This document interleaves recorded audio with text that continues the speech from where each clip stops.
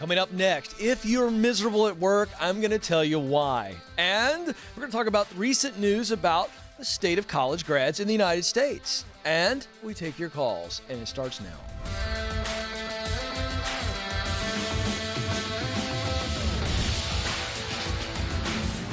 All right, here we go, coming to you live from our Ramsey Solutions studios in Nashville.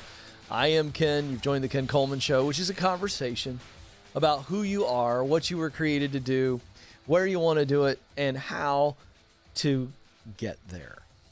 This conversation is important because each of us, every human being on the planet, was created to fill a unique role. That means you are needed. You're valuable.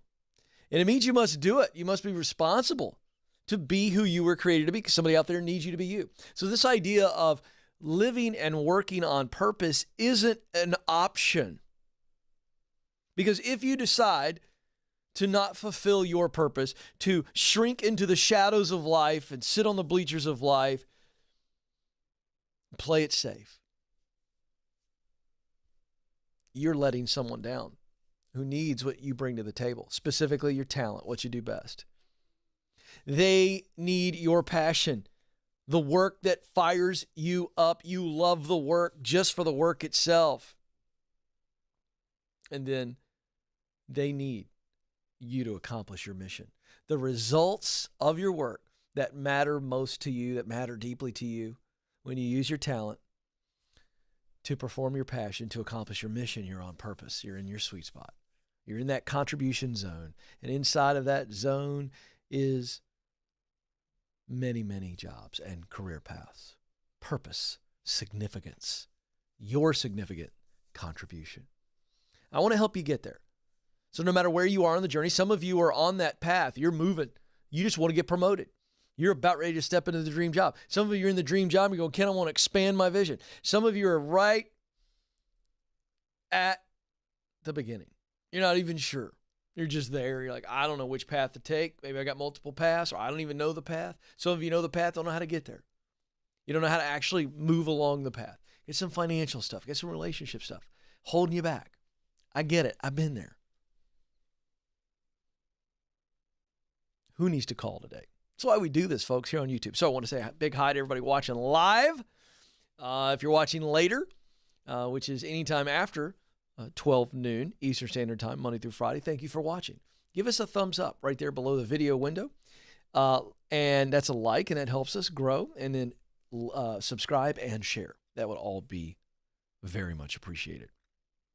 844-747-2577 is the phone number to jump in. 844-747-2577 is the number. You can also engage in the chat room as well. Every once in a while, I'll jump in there right here on the laptop. But first, I want to talk to those of you who are miserable at work, or maybe you're not miserable. You haven't gotten to misery yet, but you're pretty darn bored. You're feeling stuck.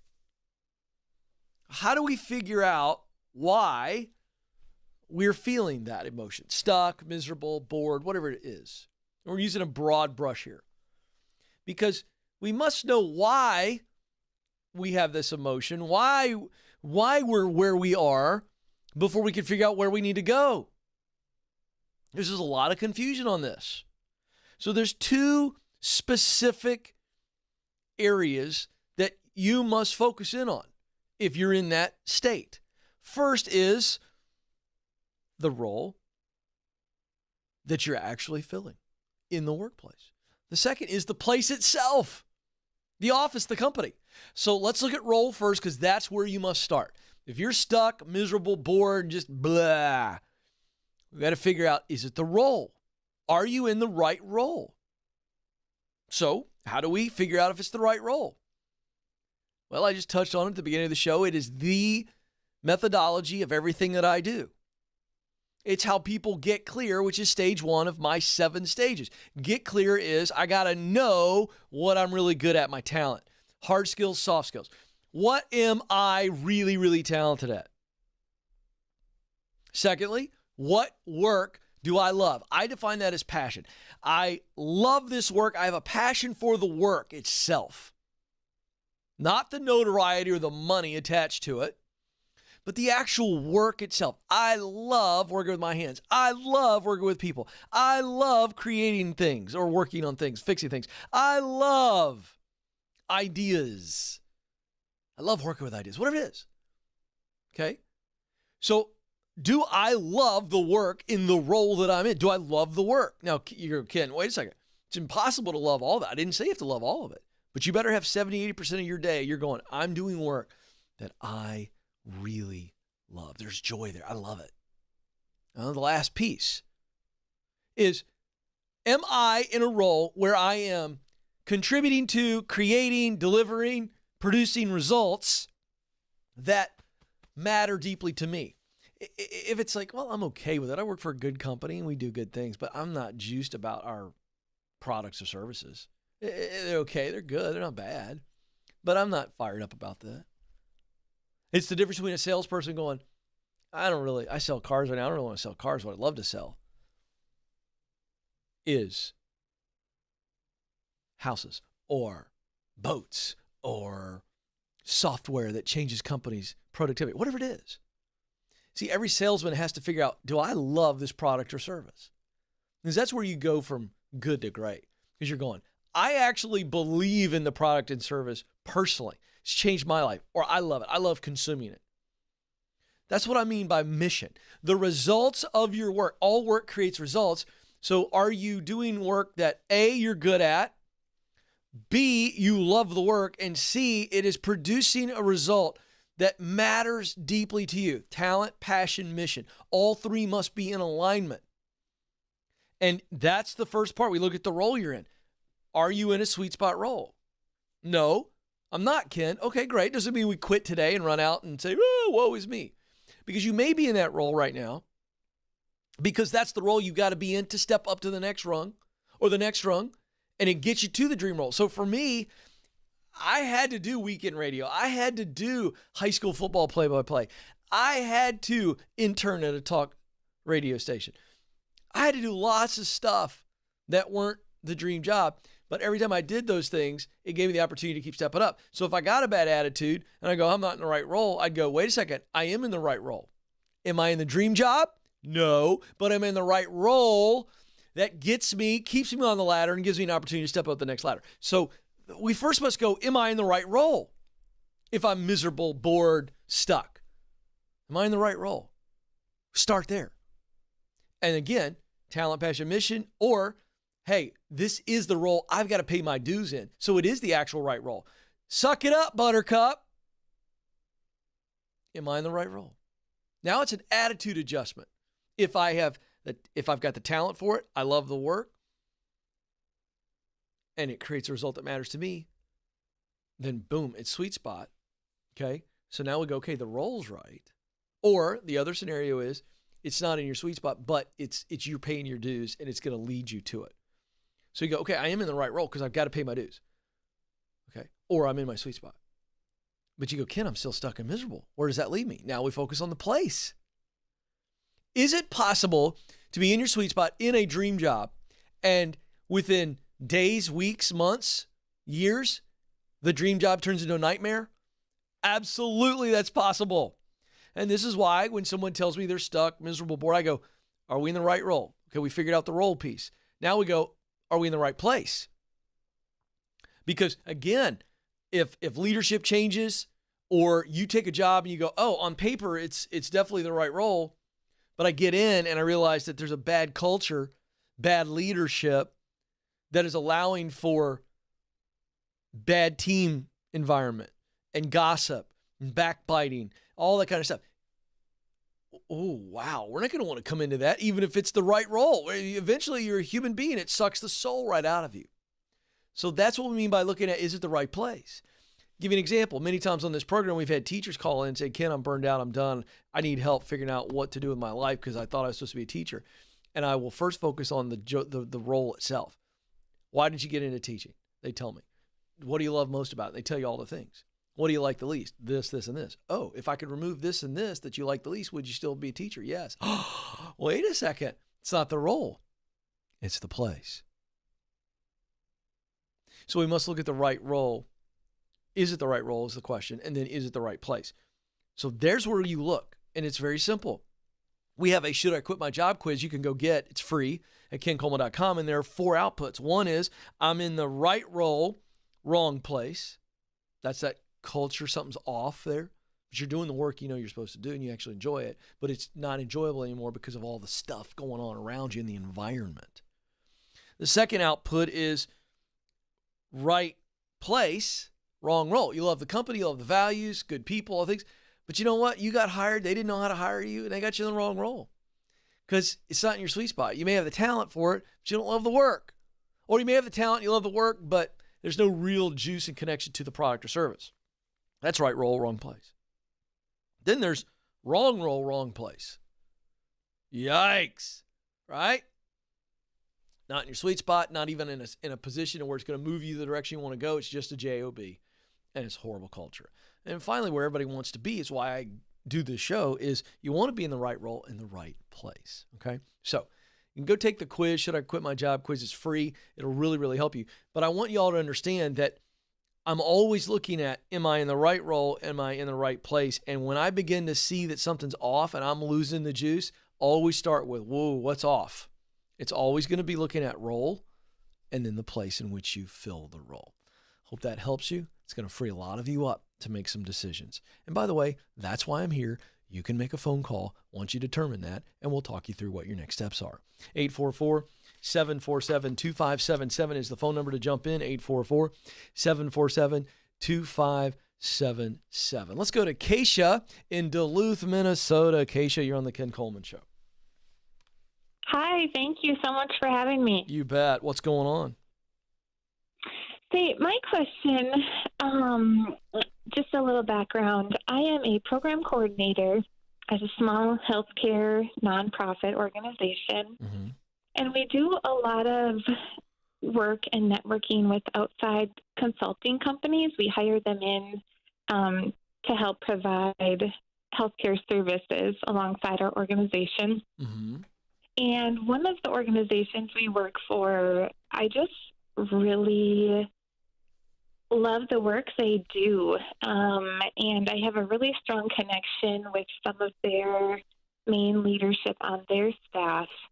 And I know they aren't looking to hire, but I'm just curious to know how someone in my position could go about having conversations with an organization like that. I guess to talk to them about how I could benefit their organization if they were to hire me. Yeah. Who's the highest leader that you have a relationship with? The director. So all the way at the top, running the whole thing? Yeah, and we actually touch base almost on a weekly basis. Oh my gosh, this is so easy. Before I tell you what to do, because I don't even think you actually need me to tell you what to do. I actually think you called me to go, is that wrong? I think you almost feel guilty about doing this. Am I right? Or is there also some fear about how to go about it? Or do you think there's something wrong with this? What's going on? What's behind this question? I think what I'm most scared of is if it's not the right time for them. I don't want to hinder the relationship we currently have. Why would it hinder it? What if they say to you, oh, that's really cool, Acacia. Thank you for telling us that. We love working with you. We don't have anything right now, but thanks for telling us that. What could happen? What could go wrong? You tell me. What are you afraid of specifically? I guess not much when you put it that way. I know. You got kids, Acacia? I have 2. How old are they? 7 months and 3. 3 years? Yes. Has your 3-year-old ever woken up in the middle of the night really, really scared of something? Oh, yes. Yeah. What do you tell your 3-year-old when you go in to comfort them and they're really scared of something? What do you tell them? She'll be okay. You know, it'll be morning soon. Yeah. So I'm going to treat you like you treat your 3-year-old. This is going to be okay. Okay. You actually have a relationship with this person. You touch base with them multiple times a week. Sounds like to me you like each other. And when you tell him or her, hey, I just want to bring something up. I know you guys aren't hiring right now. It doesn't appear you're hiring on the website anyway. But I got to tell you, in my time working with you and your organization, it's pulling my heart. And I just want to put this out there in a you don't even have to respond, but I just feel like I'm supposed to tell you that if something ever presented itself or an opportunity to create a position where I could add value to your organization, I just want you to know I'm super interested in that. And I just wanted to tell you that. Don't want to put you on the spot, but I just want you to know that. I love the organization. Here's why. And if anything ever opens up or we could find a way to work together, I'd love it. But zero pressure. I'm not going to bug you about it. Now, if you were to say it that way, how do you think that they would receive that? Very well. Mm-hmm. So why don't you do that and let it go? Okay. What do you think? Yeah, that's helpful, having, being able to talk through it Yeah, before it I'm glad happens you called. and But there is nothing for you to be scared of, is there? No. You going to be a jerk? No. You going to put them in a position where they feel really, really awkward and it screws up the relationship? No. You going to stop doing your job well because there's not something there? You're going to take your toys and go home and pout? No. Of course not. So there's nothing for you to worry about because you're a really great person. Acacia, I love this. I love you putting it out there and let them see your heart. And I think you're going to be surprised about what happens. And by the way, if this turns out like I hope it does, I want you to call the show again, would you? And say, hey, Ken, I called you however many months ago or a year ago it was, and I want you to remind people what you said, what you're afraid of, and then I want you to tell the rest of the story, as I think this is going to turn out great. Will you promise me to do that? Okay. I will, definitely. You're awesome, Acacia. See, the reason I want her to do that, and Amanda, and I know you and Madison, I want you to tell callers when I put them on hold and you get it back, I want these update calls, and I'm going to tell you why. This is important for you folks who have called the show before and you make progress. This isn't about a testimonial. Oh, Ken, you were great. No, because I'm actually not. Because I don't do any of the things. I'll coach and counsel, but I'm not doing it. I'm not the one having to get up early and do all the things. I did it for my journey, but this isn't about a testimonial to my advice. This is about you going, hey, Ken, here's what I did, and here's how it turned out. Because I want other people to hear the real wins. So we love the callbacks. 844-747-2577. Tyrell is in Harrisburg, Pennsylvania. Tyrell, you're on the Ken Coleman Show. Hi, Ken. How are you? I'm living the dream, Tyrell. What are you doing? I'm living my dream. The same thing. Come on, man. I love it. What can I do to help? About 2 weeks ago, I had called you and had asked you about moving to Gastonia, whether it was a good idea or not. Yeah. I'm here, and I'm on an interview. Okay.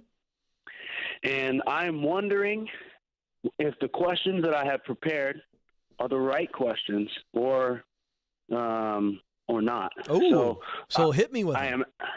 I am asking for the hourly rate. Okay. If she can pay for all of my moving expenses. Okay. If she could assist in finding a new home and to pay out my current lease. Yeah. And this is the final interview? Like they've told you you've made it to the final interview? Yep.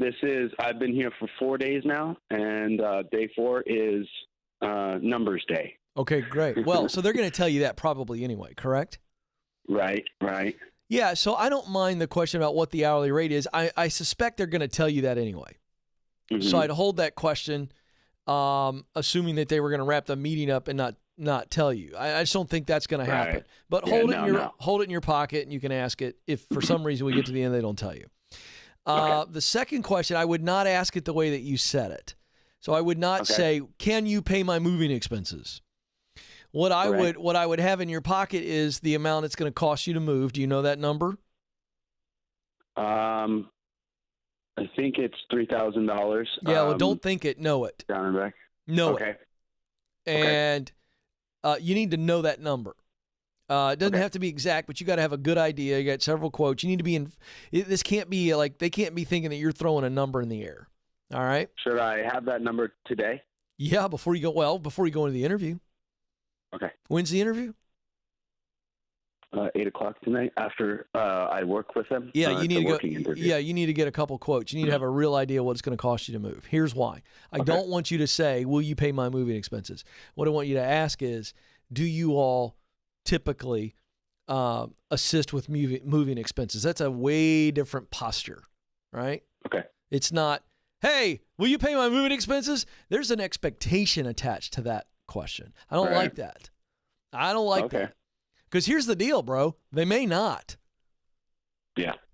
So you don't want to shoot yourself in the foot because I'm suspecting right now, I'm guessing, tell me if I'm wrong, that even if they don't offer moving expenses, you're going to take the job if it's the right hourly rate. Correct? Yeah. All right. So don't shoot yourself in the foot over something that you're willing to you're willing to say, okay, that's fine. So you ask it that way, it's bad. Do not ask it that way. Say, do you all assist? Or do you offer moving packages? Just leave it open-ended and see what they say. All right? Nice. I like that. And then don't you dare ask that third question. I about swallowed my tongue when you put it out there, but I didn't want to mess up the rest of the phone call and have the EMTs come into my studio and try to get my tongue out of my throat. Don't you dare ask for them to pay your lease. They're not going to do that. They're going to laugh at you and then immediately not hire you. I don't even know where you got that idea. It's an awful idea, so I don't want to put anybody else under the gun. No, I don't even want to know. I don't want to discuss it. It's a terrible idea. Okay. This isn't a corporate position, bro. The only time companies do that is when you're at executive levels, right? And they're going, we want you, you're a big shot executive, and we're willing to help with some of the things. This is an hourly rate job. If you say that, they're going to look at you like you have 4 eyeballs. Okay. I'm glad you called because that would have been a disaster. Was that all the questions? That's everything, right? Yes. Did I cover everything? Yes. All right, man. Hey, listen, I'm proud of you. Thanks for calling back in. You. I really appreciate your guts. But remember, as I recall from your phone call, this isn't the dream job. This is the next step for you, as I recall, correct? You got that right. All right, so don't over ask, man. Get the job, go in there and crush it. Proud of you, man. Thank you for the call. All right, quick break. When we come back, it's an I told you so straight from the news. I told you. And we'll talk more about it. This is the Ken Coleman Show.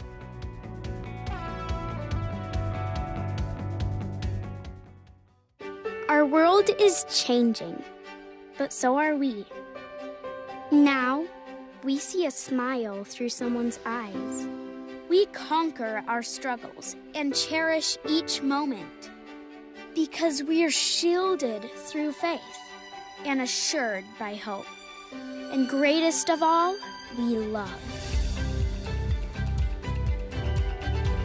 The world is different, but so are we.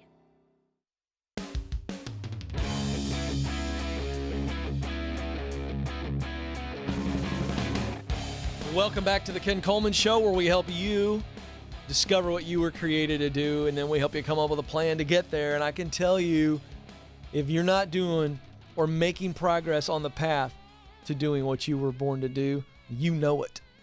You may not be able to say it the way I say it, but you feel it. And I'm telling you, clarity and confidence and courage is one phone call away. When you know what you were created to do and know that there's a way to get there, there's a clear path, and I'm telling you, I've got the clear path for you. The 7 stages to doing what you were born to do, they're one phone call away. Spread the word. Tell your loved ones, hey, we're live on YouTube. You can call. It's a free call. This is what I'm deeply, deeply committed to. It's helping men and women realize the role that they were created to fill in the workplace and how it ties into their personal life. There's relationship purpose. There's professional purpose. All to be who you were created to be. You're miserable. You're stuck in life. Give me a shot. And if it's over my head from a counseling standpoint, I'm going to get you help.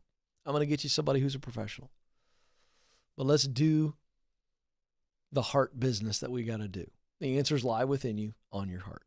844-747-2577 is the number. We're going to get back to the phones. I'm feeling the juice today. So I'm coming to you, Isaac. I see you. I'm coming. All right, I'm coming. But first, it's time for another update from our In the News segment. All right, Joe and Madison hate when I do this because I get all, pompous. But I told you so. I told you so. I told you. I've been telling you for 4 years. I told you. Here we go. This is an article from Forbes magazine where the writer of the magazine is wringing their hands. Oh, the sky is falling. The sky is falling. What is happening in the United States? This is awful. What are they wringing their hands over? In just 2 decades, the United States drops from 2nd to 16th in the percentage of young adults with a college degree. Oh no, what are we going to do? Less young Americans are getting their college degree. Oh, it's over. Shut it off. Shut the country down. Oh, we're 16th around the globe. Okay, this is ridiculous. All right, so now where am I pulling this information? Because I'm having too much fun with this.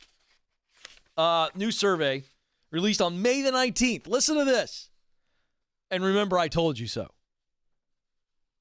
Indicators of Higher Education Equity in the United States, 2021 Historical Trend Report, done by the Pell Institute for the Study of Opportunity. Did you catch the Pell part? These are all people who want to give you student loans. Stay tuned for this. Stay tuned for the rest of the story. This is the people that are wringing their hands. Oh no! College education participation is dropping, which means our loans are dropping. What are we going to do? Uh-oh. Uh-oh.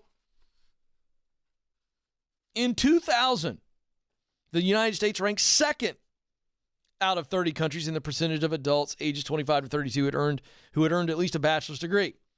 By 2019, pay attention, folks, 19 years, which is nothing. That's a blink. The United States had dropped to 16th out of all these countries where people were getting a bachelor's degree. And the folks from Forbes, Naris Mutlow, who wrote this article, I'm sure is a very nice person, wringing their hands. Oh, this is awful. Why has this happened? You ready? This is why, and they're wringing their hands over this. And I can't wait to reveal, because I am the culprit. I'm going to go ahead and get ahead of this. People like me are the problem. Madison, people like me, I'm the problem. That's what they're saying. Wait for it. Now, some of the problems that have led to the lack of participation getting a college degree by Americans. One problem, college affordability. Duh. They're raising the cost of tuition. And all these professors and endowments are fat cats. And it's this big giant bubble. And it's a marketing message that says the only way to success is through college, which is a bunch of garbage. Hot, stinking, putrid smelling, open flesh, maggot, and just disgusting garbage. It's wrong. It's a marketing lie. Have I made myself clear? Okay. And with the rise in the cost, guess what else has happened? College loan, student loan debt. And then inaccessibility for low-income, first-generation minority students. These are people that are immigrants coming in, and they're not offering opportunities. It's too expensive. So when you see immigration increase, which we have in the United States, and yet no opportunities or very difficult opportunities, because here's what I know about immigrants. They're not into debt. Go do your homework on this. So you're shutting them out. And then here it is. This is the part of the article I love the most, Madison. And there's one other influence that cannot be ignored. It's the repeated claims by some pundits that higher education is simply not worth it. That good jobs don't require post-secondary education. That going to college may be a waste of time and money. Those evil pundits like Ken Coleman, spreading lies and dissension. Hey, I got news for you. A lot of higher education isn't worth it. And there are tons of good jobs that don't require post-secondary education. So therefore, for many people, millions, college is a waste of time and money. Turns out I'm actually right. Parents, wake up. Wake up. Education is changing because the economy is changing. And you got folks like this that write for Forbes magazine that are very smart, and they're dead wrong, and they're worried about it. Now, I'm not anti-education. I think liberal arts education, there's a lot of positives of liberal arts education thinking. But my whole point is, if you want to go do that and you can pay cash for it and you don't get crazy in debt, go for it. I'm all for the college experience if you can afford it. But this idea that you got to get into student loan debt, and then you're going to go get this magical job because you went to a college that didn't actually train you to do the work you want to do, or that you just go to college to try to figure it out, it's garbage. It's absolute garbage. Wake up, parents. Wake up, young people. Wake up, middle-aged person who wants to change careers. How about you call me before you decide to go get an education because, well, Ken, I got to get a degree. Got to get that degree or I can't change fields. It's garbage. It's not true. There's a few fields where you must still have the higher ed. Okay, go do that. But this mind-numbing, well, my kid's got to go to college. Do they know what they want to do? No. Any ideas at all? Nope. Okay. So no gap year? Oh, no, gosh, no. They need to go to college. Wanted to be successful. Okay. Have they shadowed anybody? Have you sat down and talked with them about maybe what they actually might enjoy? Have you done that, parents? Or are you just going, well, it's all about status. And as long as my kid goes and gets a 4-year degree at a good school with a good degree, I can now check the box of being a good parent. It's all a bunch of garbage. Anybody can pay any marketer to say anything, and they can convince a bunch of people that it's true. William James is acknowledged widely as the father of modern psychology. And this is what William James once said. And Joe, you've heard me say this about 400,000 times in our time together. This is what William James said. And I want you to grasp what he's saying because this is a marketing ploy in any area of your life. Here's the quote. No matter how absurd something is, if it is repeated often enough, people will believe it.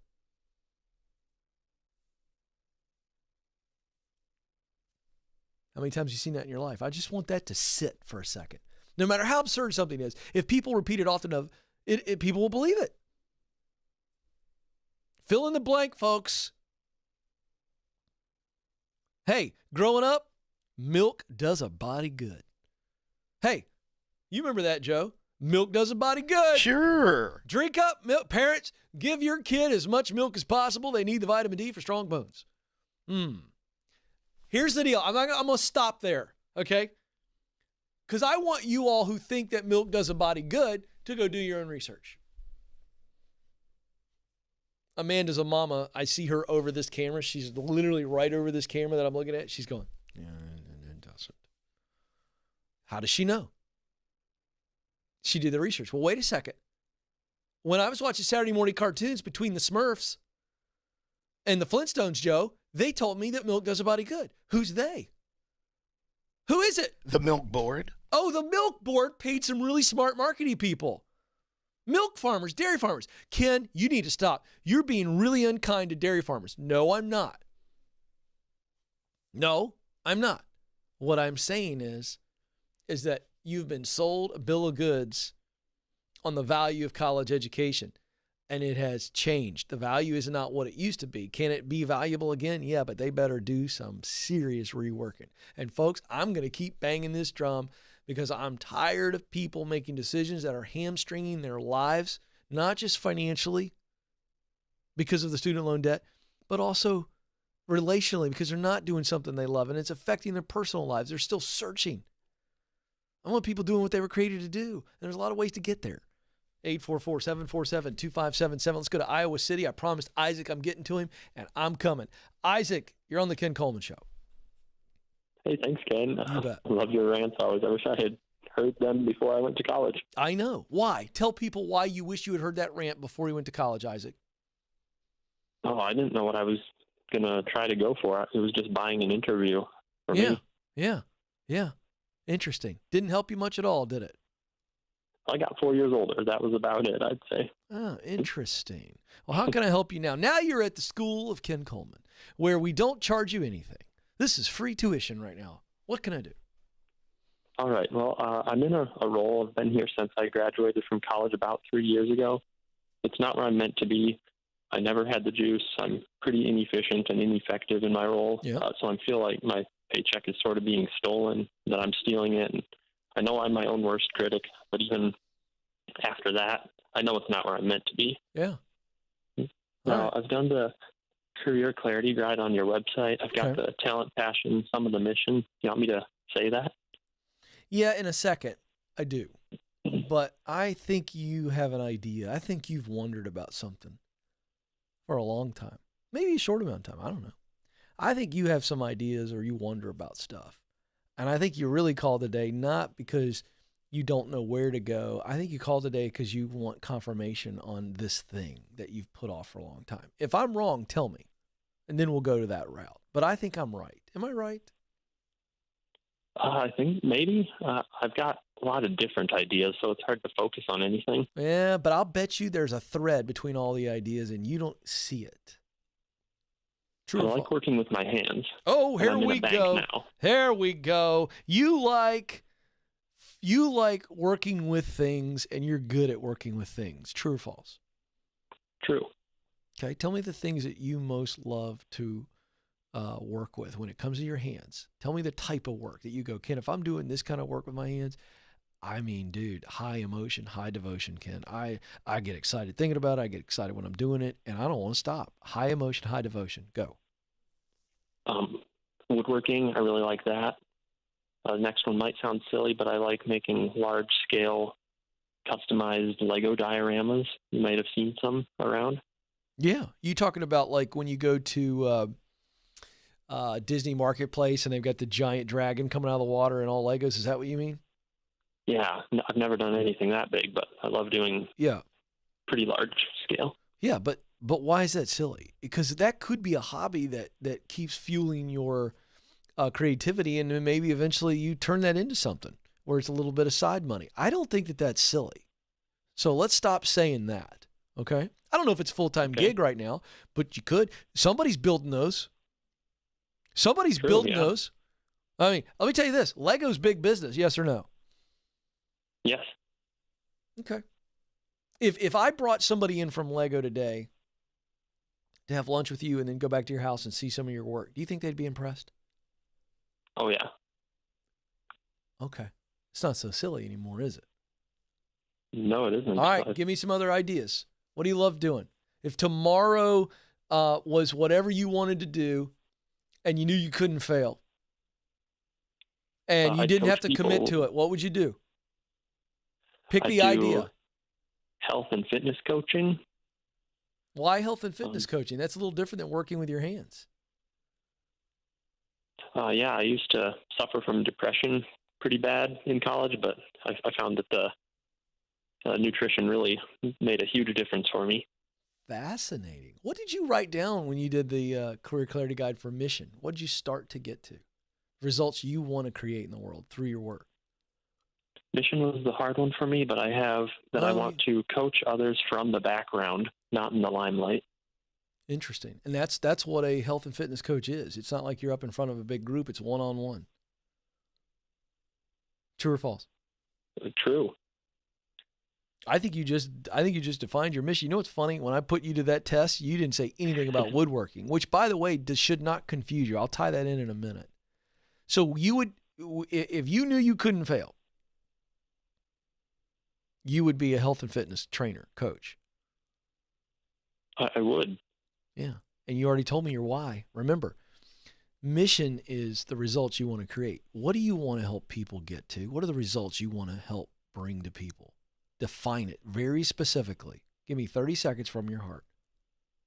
I want to help people have a more fulfilling life, have more energy so they have time for their families and for their hobbies, enough energy to go about finding their dreams. Yeah. And also overcome other emotional things by physical and nutritional. Yes? Yes. You have a personal story. What did exercise and nutrition do for you that allowed you to overcome depression? How did it do that for you? I guess it cleared up my mind. It let me see farther ahead. Mm-hmm. Yeah. Made you go from, man, I suck, I don't have a whole lot of value, to, man, I'm strong, I'm fast, I'm getting better. True or false? True. You want to do that for others. Yeah, I loved seeing the progress. Well, my man, sounds like that's the journey. And so that now it's all about, so that's stage one. You're pretty clear. You need to spend a little more time with people that are winning in that area. Let's do a little proximity principle. I'm going to give you a copy of my best-selling book, which is all about the right people and places. It's going to teach you it's going to show you, walk you right up to people that are winning in your area, so that you don't just get more confirmation of this, but you actually get information on how to win and ultimately connections to get opportunities. And I think working with your hands is going to be something that maybe you do a little side hustle with. You know, if you can build stuff and fix stuff, it's a both and. It might help you in those days when you're starting out, where you can make a little money doing some woodworking that helps supplement you as you begin to build your personal training business. I'm not sure how it's going to work out for you, but you went from, okay, I'm really talented, working with my hands, I love doing that work, but I think the work you most want to do is work on the body and the mind and the soul through being that guide, somebody who's walked many, many miles in a dark place and you walked out of it. That's really what's going to fire your soul. And, you know, you can make that a side hustle or a hobby or another passion, but maybe it's not your full-time passion. How does that sound? That sounds fantastic. I've never even considered that as a full-time job eventually. Well, what is it going to take for you to be a full-time trainer? You know, you got to get qualified and you got to get hired. Maybe you work for somebody else for a while in a gym, right? And yeah, I got to get around the people. You got to get around the people. It's a proximity principle. I already wrote the books. The good news, all you got to do is read and do what I tell you to do. Can you read and do what I tell you to do? Absolutely. All right, then read it and do what I tell you to do.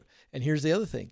That woodworking and working with your hands and all that kind of stuff, that could be supplemental income, man. And also juice that keeps you in a healthy place. You know, I think it's both and for you. It's not either or. Love that call. All right. That's why we do what we do right there. Spread the word. Light bulbs are coming on. Before I let you go, you matter. You do have what it takes. I promise. Thanks for joining us. Until next time, this is the Ken Coleman Show. Press on.